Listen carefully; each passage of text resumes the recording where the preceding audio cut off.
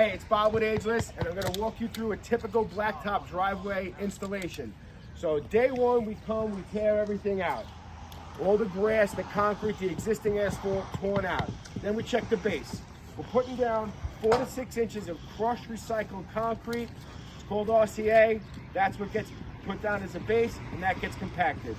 This is a typical border brick for a driveway. This is a 6x9 paver, all right? Those go all around the driveway.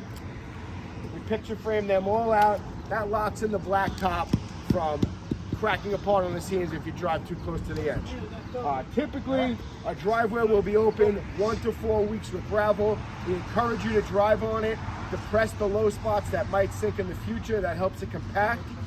Rain and weather also helps it compact, so we want to make sure we're getting a good amount of rain in that time.